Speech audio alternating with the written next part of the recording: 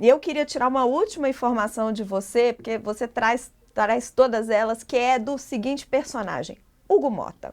Hugo Mota prometeu ao Sóstenes Cavalcante, ao líder do PL, ele está falando isso para todo mundo, que voltando da viagem ao Japão, vai marcar uma reunião ali com os líderes dos principais partidos do Centrão na terça-feira, para ver se realmente esses partidos querem ou não querem colocar a anistia para votar, seja numa comissão especial para ser debatida, seja em regime de urgência.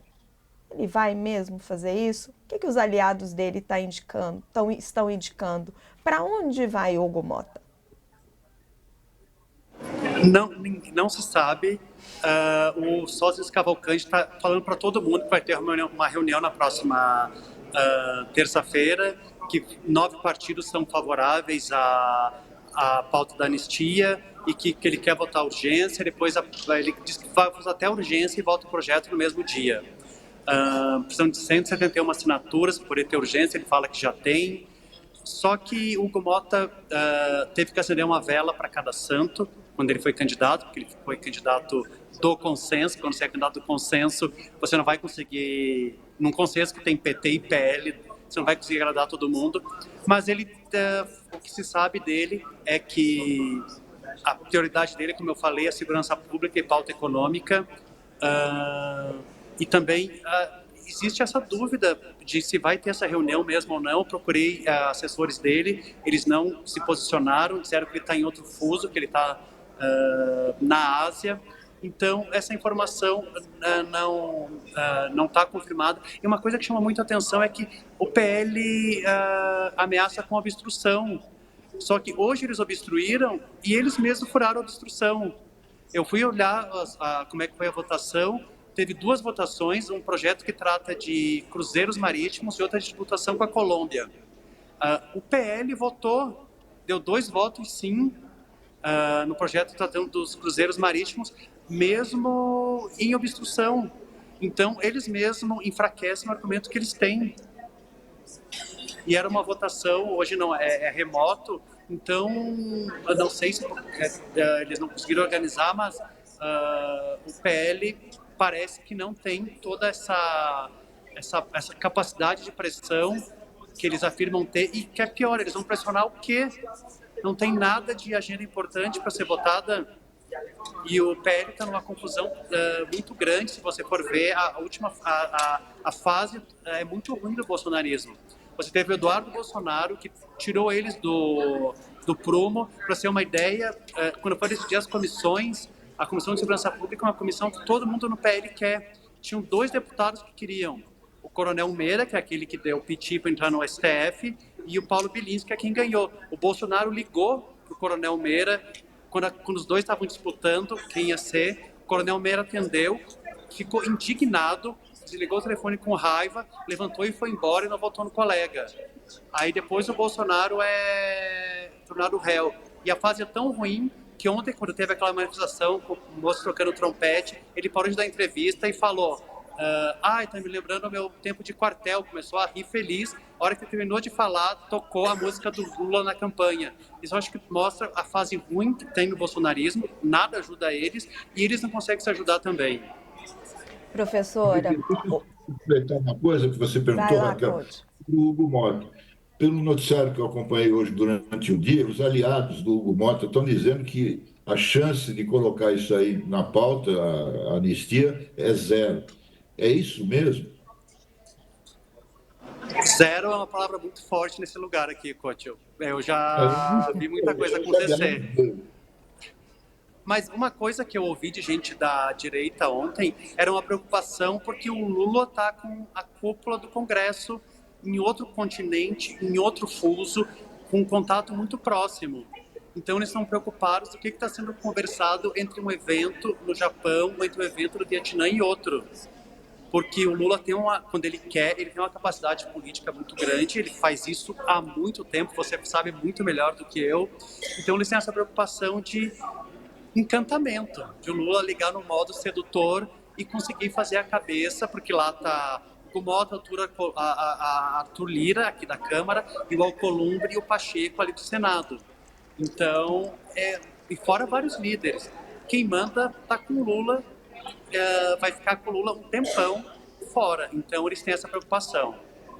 Professora, o Felipe falou bastante, né, do Hugo Mota e desse dilema todo que ele passa por ser o candidato do consenso. E a política é feita de símbolos, né? Eu não vou esquecer, o Felipe deve ter visto essa cena também, a gente estava cobrindo junto ali a eleição para a presidência da Câmara. Assim que ele ganhou, ele atende o Lula, né, no celular de um apoiador. Agora eu estou tentando lembrar, acho que foi do Randolfo Rodrigues. E depois atende o Bolsonaro no celular do Flávio Bolsonaro. E era bola cantada que essa pauta da anistia ia ser o grande teste de Hugo Mota para como o candidato do consenso. Como que a senhora acha que ele se sai dessa? Raquel, eu vou responder do Hugo Mota, mas posso fazer um comentário aproveitando uma informação Claro. que o Felipe trouxe? Aqui é Que democracia, pode falar. o Felipe trouxe um quadro que eu acho que resume muito bem o que está acontecendo, né?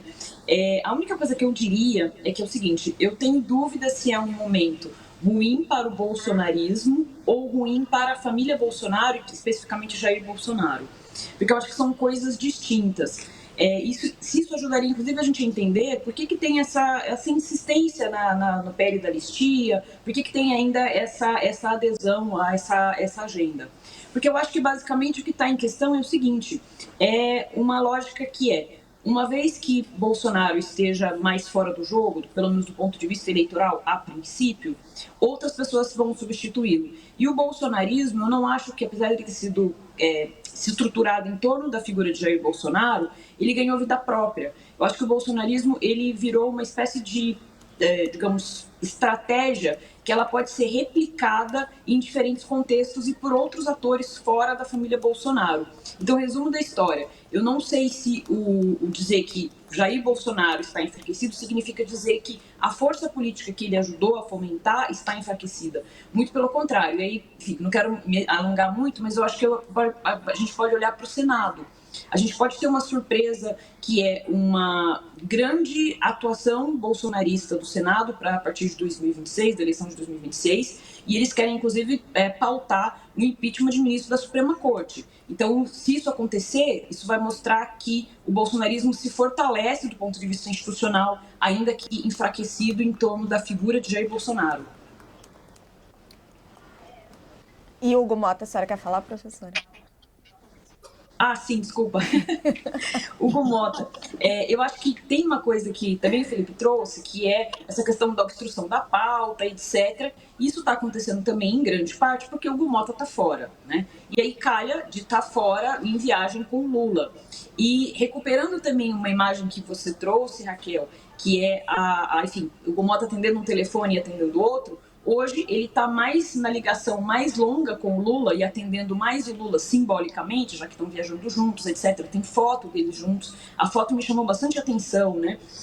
Do que o próprio Bolsonaro. Então, o Hugo Mota, enfim, o Hugo Mota tem vários padrinhos políticos experientes na política, inclusive Eduardo Cunha. Acho que ele aprendeu bastante coisa com isso. E ele não vai ficar do lado de quem tiver menos capital político. Então, resumo da história: eu acho que hoje a balança está pendendo mais para que o Hugo Mota tenda a não ter como inimizade Lula, ainda que possa ter uma certa distância de Bolsonaro. Ó, minha suspeita, mas aí é minha suspeita, tá? É que Hugo Mota tá do lado dele. Dele e dos partidos do Centrão. Eu acho que foi isso que ele aprendeu com o Eduardo Cunha. E aí eu queria jogar para o Couto exatamente essa provocação, porque o Felipe estava falando desse poder de encantador de serpentes, que o Lula sempre teve. Mas ele está num outro momento, né, Couto? Popularidade baixa, as emendas todas na mão do Congresso Nacional, com esse orçamento secreto. O quanto será que o Lula consegue usar esse poder de encantador de serpentes durante essa viagem, dentro dessa nova realidade da política? Você tem toda a razão, é outro momento, é tudo diferente, inclusive o próprio Lula, né? Hoje ele é um político diferente daquele Lula do primeiro governo e do segundo governo. E não é para menos, ele está para completar agora, em outubro, 80 anos, né? Então, ele já não tem aquela paciência que ele tinha antes de conversar com políticos dia e noite, em jantares, em almoços, em viagens. Eu me lembro de viagens que a gente fazia para o exterior, ele convidava parlamentares, até da oposição e do governo e tal. Ele passava a noite inteira conversando, não dormia, né?